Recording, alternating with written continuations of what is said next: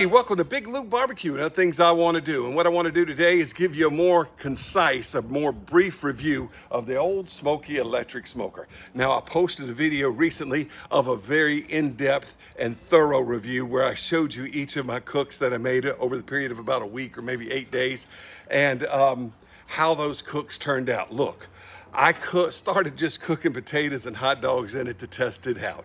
All right, they were absolutely delicious. Then I cooked a chicken, and I had to go help somebody out, and I was gonna cook the chicken for an hour and a half. I wound up cooking the chicken for 2 hours, 45 minutes, yet it was still really, really moist and juicy. The chicken was still delicious. I said, that's a very forgiving smoker. All right, and then I cooked ribs. The ribs came out pretty darn good. I didn't even cook the ribs as long as I wanted to cook them. I had to go somewhere, and the ribs were still moist and juicy and very tender. All right, and I cooked pulled pork, and I had all day long to cook it. I cooked it all day long. Things sang along at 225 for several hours. Then I turned it up a little bit so that I could get the pulled pork done. And that pulled pork went on for almost 7 hours, and it was fantastic. All right, and then I tried to steam corn. That wasn't a good idea. I think I could just smoke the corn and it's gonna steam by itself. There's no reason to put water in here, all right? And then I did tuna, and the tuna, I only left it on there for 20 minutes and it was overdone at like 153 degrees. I said, oh man, that's way too much for tuna.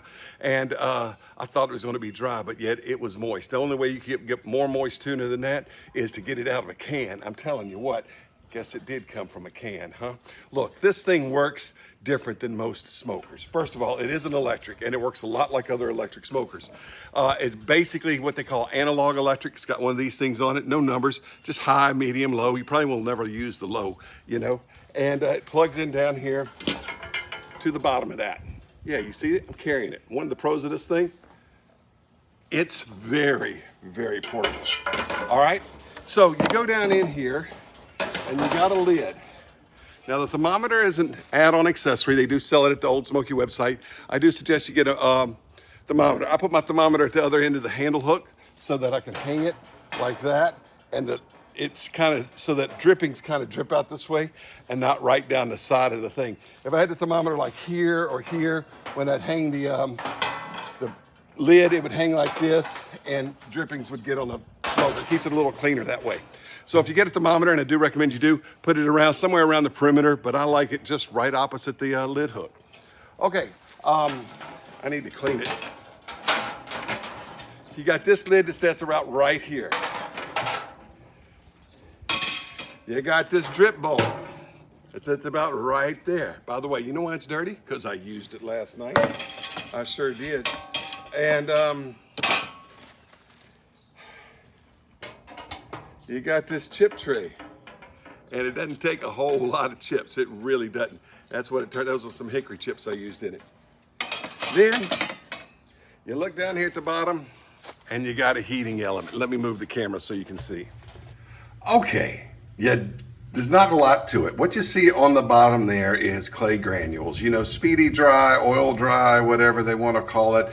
Unscented cat litter, that's what you put down there. It soaks up the oil and grease. You see a few black things right down there. That's a few of the wood chips that I carelessly spilt off the tray when I was getting the tray out a time or two. I'm not going to worry about picking them up. They'll just add smoke, a little bit more smoke flavor. Now this is the wood chip tray. It goes right down in here like this. These little cups, they fit right into the thing and make it fit snug. And you just put wood chips on there. You don't need a lot. Look, a bag like that will last you months in this thing. I'm telling you what. So these are some hickory chips. And get some out with my left hand. And guys, that's all the chips you need. I'm telling you, fantastic. All right, then next comes the drip bowl. All right, usually when you cook, you'll cover the drip bowl with aluminum foil if you want to. Makes for easy cleanup. But I've done it without the aluminum foil, and it still kind of wipes out pretty clean anyway. All right, then comes the middle grate, which is a little smaller and just sits right on top of the drip bowl, like that. And then the top grate. That's it. Easy peasy. So let's quickly address some of the pros and cons of this old Smokey electric smoker. First, a little bit about the history. All right, it's been around for 50-something years. It used to be called the Redi-Smoke. It was sold around Houston. It was made out of old grease drums, all right? The fella from Redi-Smoke started selling them in the late 60s, and in the early 80s, he retired from the business. He sold the name to Old Smokey, who's been making charcoal grills since 1953. In fact, the Old Smokey Products Company's been around in one form or another. It used to be called Burkhead Manufacturing for 100 years. This is actually their 100th year anniversary. For the first 30 years, they made stovepipes and lard cans and stuff like that. And they started making charcoal grills in 1953, and that's all they made about 1960. So anyway, they know what they're doing when it comes to charcoal grills. They bought the electric smoker from Redi-Smoke. Still writes Redi-Smoke on the box. They bought it in the 80s. They sold it as a Redi-Smoke for about 10 years, and sometime in the 90s, they decided to brand it with their charcoal grills. It's now the Old Smokey electric smoker, and it's been sold in the same condition since the 1990s. Nothing's much changed about it. You know why? Because it doesn't have to, because it's a darn good smoker. All right. I really like the fact there is no air vent on it. It doesn't take a lot of wood chips. You saw the wood chips I used on my last little smoke there. It really is going to save you a lot. A bag of hickory chips or whatever will last you a long time with this. I'm telling you, it will. And it keeps it very, very moist. Most smokers have a hot, dry environment. This one has a very moist environment, which makes it very, very forgiving. So if you want to, if you wind up overcooking something, you don't have to panic. You're not burning it to a crisp. It's still going to be quite edible. That Thanksgiving holiday turkey, if you get to talking to friends and family, forget about the turkey. That turkey's still going to be moist if you do it in this thing. I'm telling you what, it's almost foolproof like that. But the con to that is you're not going to get that hot, dry air you get from a lot of other types of smokers. You don't put water in the water pan here because you don't need it, because it's already going to be moist air, right? So not having that hot, dry air means this is probably not the smoker that you need if you're going to be doing some kind of charcuterie like summer sausages or beef jerky or any of the dried type meats. You're not going to want to use this smoker for it. But if you need a smoker that's electric, you don't want a whole bunch of digital buttons to push and menus to go through.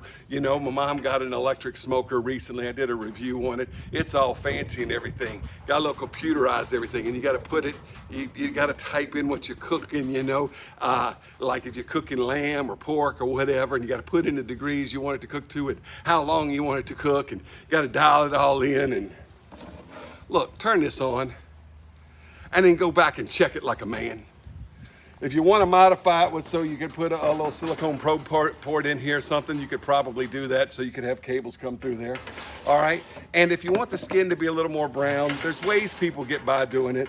They might just crack the lid like that, let some of the steam out, and let the skin on chicken or something brown up.